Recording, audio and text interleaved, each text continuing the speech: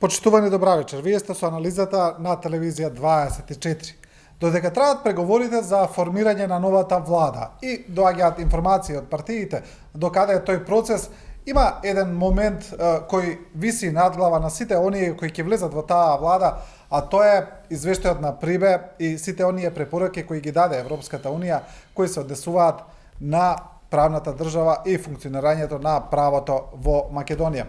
Европската комисија тоа го нарече заробена држава, а тоа е еден системски проблем на институциите кои според комисијата и според извештајот на Прибе во Македонија не функционираат. Она што ќе треба да го направи таа нова влада, било кој да ја формира, е прво да се зафати со итните препораки од овој извештај, доколку Македонија сака да заличи на држава. За ова вечерва ќе зборуваме со нашите гости, тоа се универзитетскиот професор Миодраг Лабовиќ. Добро вечер. И Виктор Цветковски, генерален секретар на ГРОМ, инакој самиот правник, адвокат и има доста искуство во институциите. Господа, добра вечер. Еве, професоре, вас ќе почнеме, сакам да кажам на почетокот дека меѓу другото и повод е што ве повикаме вас, бидејќи вие скоро добивте една голема научна награда, имавте голем монументален научен труд од токму од оваа област, од владењето на правото, па еве би ве прашал зошто Европската комисија го констатира тоа за Македонија кога вели дека сме заробена држава. Видите, морам да ви кажам, констатацијата е точна. Тука нема дилеми, барем спрема сите оние кои што на некој начин објективно, рационално ги согледуваат работите. Нема исто така во тие меѓународни научни кругови, дипломатски меѓународни кругови, дилеми околу тоа дека владењето на правото представува, значи, кондиција sine qua non, основен предуслов за, значи, сите други, да речеме, реформи, односно ако сакате развој во сите други сфери на едно, да речеме, општество. Видите, секоја влада, значи секоја земја од светот, економијата представува цел број 1. И тоа го покажуваат бројни научни анализи. И тоа воопшто не е спорно, но и за да се, значи, остварат конзистентно економските политики. Ако нема владење на правото, и тие, видите, најдобри економски политики не можат да се значи остварат. Неспорно е дека основната економска цел е, да речем, повисок економски раст, повисок економски развој, намалување на, да речем, невработеноста, сиромаштијата, повисок животен стандард. Меѓутоа, сето тоа не може да се никако оствари без оно што рекол владењето на правото, не само од, значи, аспект на што значи судски систем, кој еден само, да рече, подсистем од све она што се вика системско владење на правото, или пак, да речеме, овој катастрот, несредените односи во една земја, во катастрот и нели така натаму. Туку едноставно целокупниот правен систем, доколку не биде конзистентен, комплементарен, едноставно најдобрите, значи, економски политики, тие ќе се применуваат селективно за некакви лукративни лични интереси на, да речеме, владино-партиската врхушка. И од тука е тоа, значи, едноставно можеме да кажеме, да речеме, расчистена дилема. Меѓутоа, сега, ако самото прашање сега, значи, видите, како да се оствари сега тоа? Дека е тоа врвна цел. Една е, речеме, целта, меѓутоа, ако целта е без да има, да речем, конкретен пристап како да се таа оствари. Таа представува желба. И од тука сега е многу важно како да се. И ние сите слушаме, тоа е евидентен факт, дека од да речем, експонираните професори, аналитичари, експерти и така натаму, скоро секоја вечер слушаме извештајот на почитуваниот Прибе, извештајот на општината Прибе. Јас веќе, видите, неколку пати, јас сум тој единствен, тоа е, значи, факт. Не е убаво, значи, човек сам за себе да збори, но видите, кога е, видите, нешто факт. А пак тоа не предизвикува реакција. Веќе станува збор за нешто сосема друго, нешто полабоко, ако зборам за тоа.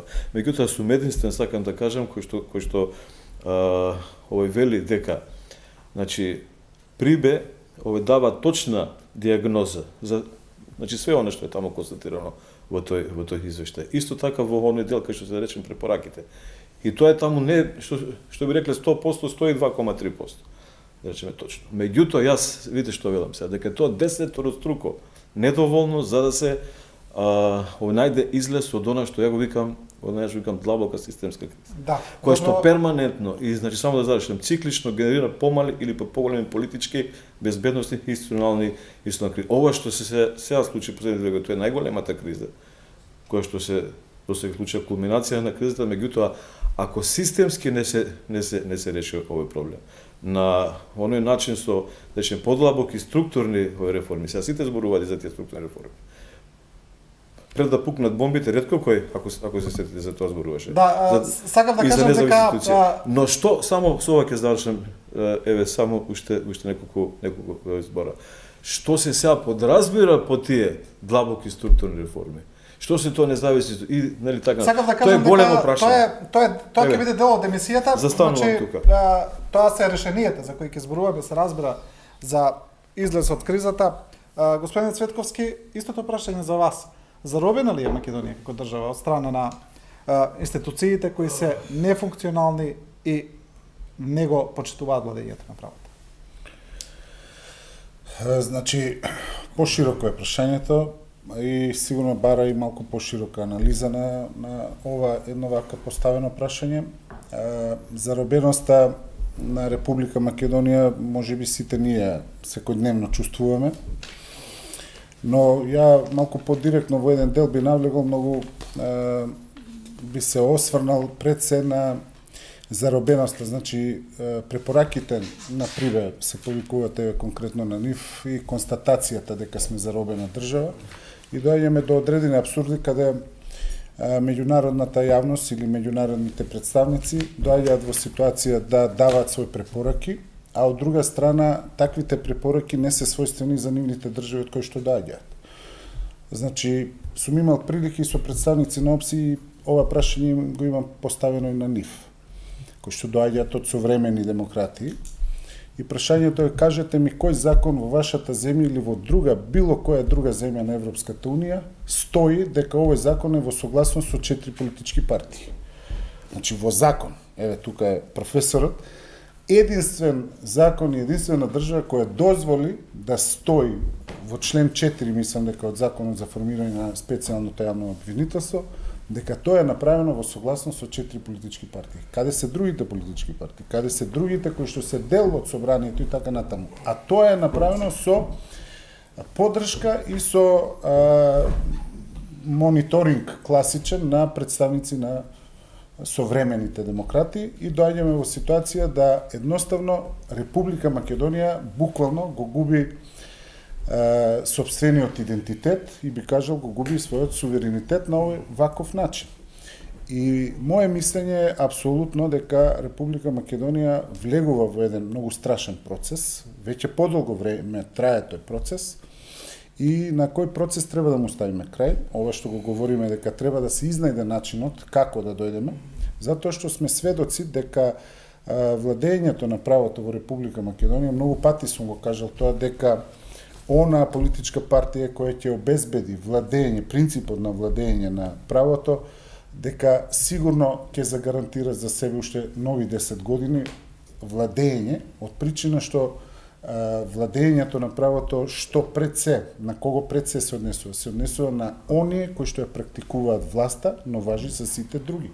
Примерот на оние кои што ја практикуваат власта, кога за нив важи правото, важи законот, важи за сите надолу нормално во општеството. Добро, некако не добив пак конкретен одговор, ми нафрливте неколку тези за тоа дали такви закони има во други држави, за законот за СЈО, но пак некако не ми одговоривте директно.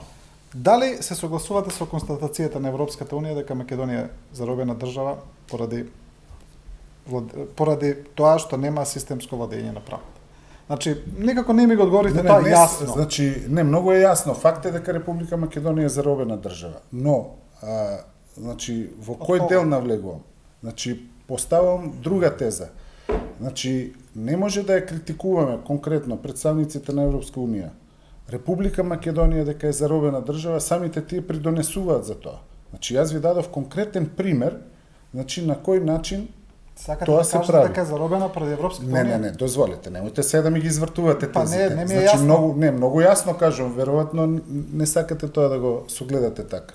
Значи Република Македонија, ако влеземе во анализа, ако ми дозволите, ќе ви секако, образложам да. малку повеќе. Значи факт е дека Република Македонија е заробена држава. Зошто? Премногу политизација. Значи имаме представници на политички партии кои што заговараат владење на правото само од аспект кога се во опозиција. Пример. Во прва ситуација кога доаѓаат на власт забораваат се. И доаѓаме во ситуација да кога одредена политичка партија е во опозиција бара професионализација на Државна изборна комисија. А големите политички партии, имаме државен орган што треба да спроведе избори, даваат своји представници. Значи, самите се заробуваат, медиумите. Зошто политичките партии да прават и да создаваат некое тело кое ќе ги координира, контролира и така натаму медиумите. Со представници кои ги даваат политичките партии. Значи, се заробуваме ние сами, неспорно е. Но сето тоа беше правено со амин на представници на Европската унија. Тоа го говорам, значи многу едноставно. Имаме многу примери кај што политизацијата нормално ги руши темелните вредности. Не случајно е кажана темелна вредност владење на право во член 8 од Уставот на Република Македонија. Тоа значи дека нешто на тоа почива. Ова општество почива на тие темелни вредности, каде што меѓу другите и владење на правото. Но владењето на правото, ако го гледаме, е систем. Ние во Република Македонија системот ни се руши, што буквално треба да ставиме крај на тоа. Законот Кој го во руши Република системот? Македонија, веќе кажав, значи одредени представници на политички партии и тоа е тенденција која што ние во Република Македонија Можеме ли, господине Цвицковски, да преминеме малку на подиректно ниво? Бидејќи според извештајот на Приве, главен констатација е дека главни виновници за ситуацијата се институциите. Тоест, владата која учествува, власта, тоест, која учествува во тие институции. Значи има, можам и да ви цитирам, демократијата и владењето на правото е константно оспорувано. Државата е заробена, демократските институции на државата се заробени во клучни делови на општеството. Значи посочено е, значи прифати ваквиот извештај, господин. Самата, значи влада го прифати, нели, тоа сме сведоци. Сите и тие, ако се повесекавате веднаш после тоа, овој пристапија кон овој подготвување план за се спроведат овие етни демократски реформи. да. Меѓутоа, не, мислам, тоа е, пак ќе речем во оној дел на тоа, можеби политиканство и така натаму. Иначе, еве, да се сега на ова што каже колегата на доврзен политизација. Политизацијата е, можеби, во некоја негативна, да кажем, конотација сватен збор, но политизацијата не е во вистинска буквална смисла нешто негативно. Партизацијата е овдека проблем. Што се, значи, партизираат институциите, заробената држава всушност значи во основа овој партизирана држава, не она што викаме мешање на овој самата држава со партијата. Кај нас има целосно поклопување на она што значи владино овој партиски врв со она што од друга страна значи држава, државен апарат. И од тука е сега главниот проблем, како да се сето тоа надмине, имајќи овој предвид дека ова сега представа можеби кулминација во овие две сфери, значи поклопување на државата, партизацијата, се тоа под овој типови на она што како велам системска корупција.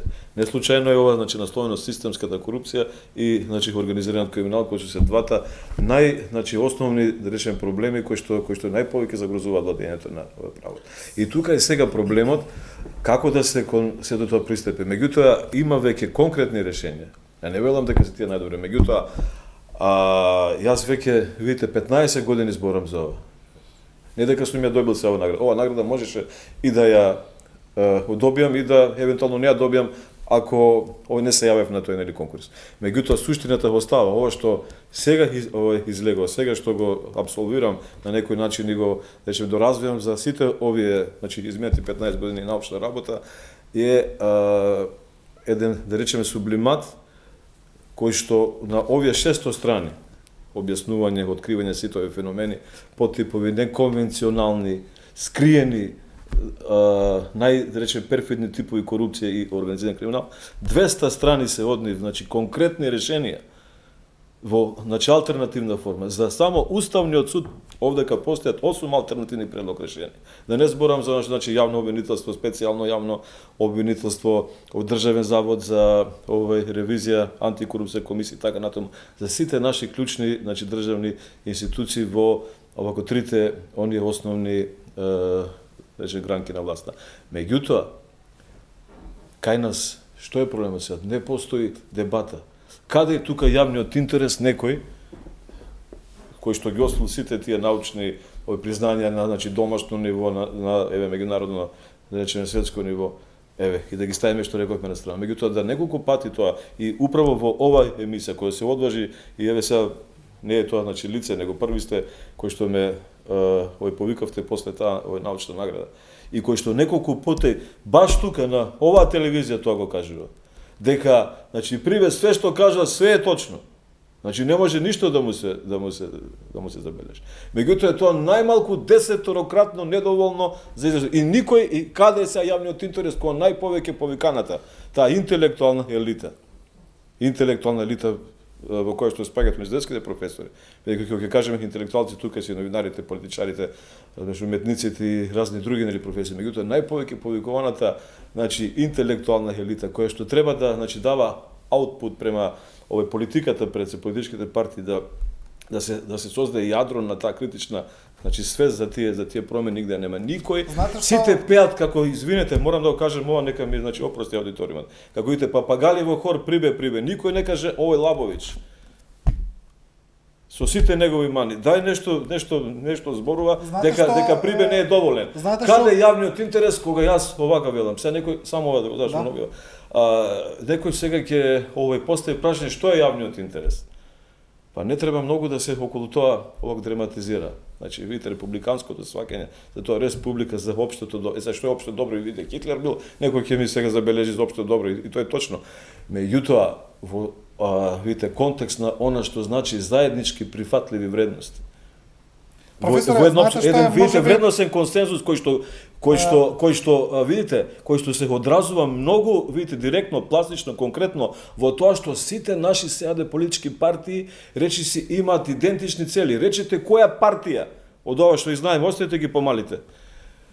Која не се, например, залага за тоа да има поголем економски раст, да има повисок животен стандард, да намали сиромаштијата, невработеноста, да го намали организирана криминална корупција. Кај разликата? Во пристапот. Тоа сакам да го кажам. Јас тој пристап заговарам системско, стратешки, никој не го покренува, сите викат прие. Се прашајте ме во што е разликата од тоа што го нуди Прибе и сите што се повикуваат на Знаете што е можеби проблемот, пред да преминеме на решенијата. Проблемот е можеби во самата констатација на проблемот, бидејќи не имаме, ние немаме заедничка констатација на тоа што е Прибе, што значи тој извештај, кој е одговорен, па на крајот на криштата, само да ви кажам. Сите се околу досега. Денеска излезе и анкета една, само да ви кажам.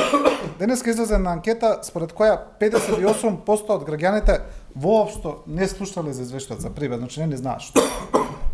Дозволете само, во делот на заробеноста на државата. Споменавте овде, цитиравте дел од извештајот. Да, не, тоа институционално. Тоа е дел од извештајот на Европската комисија, да, така натаму, да. Еве само еден пример. Имаме заложба и мерки како да надминеме државата да не се поистоветува со партиите и така натаму. Еве ви пример, она што и претходно го споменав, во делот на различниот аршин и примена зависно се гледа од опозиција или позиција. Еве ви само еден пример. Да ја ослободиме државата или ослободувајќи државата од притисокот на партијата, беше поднесена оставка од премиер, беше претходна оставка од министер за внатрешни. Дојдоме во ситуација да партијата која тоа го бараше, на крај има генерален секретар за внатрешни работи и постави министер од партија која пред неколку месеци тоа го критикуваше. Тоа е системот што го говориме овде и професорот Лабовиќ и јас, мора системски да се пристапи и да немаме двоен аршин. Ако еднаш кажеме дека за Република Македонија е добро да партиите се тргнат од институциите, тоа треба да се залагаме сите. Не да велиме партијата ќе ја тргнеме кога е ВМРО ДПМН на власт, ама ние да дојдеме, јас како министер за внатрешни, ама ќе останам и генерален секретар и ќе бидам носител на листа. Тоа е системот што треба да го промениме во Република Македонија. Ќе направиме само една кратка пауза, мораме да дадеме внимание на нашите спонзори за реклами е време и се враќаме во студиото веднаш.